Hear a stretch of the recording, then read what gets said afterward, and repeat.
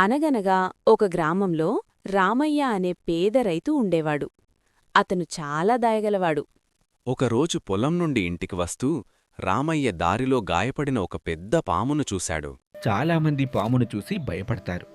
కాని రామయ్య దానిపై జాలి చూపించాడు.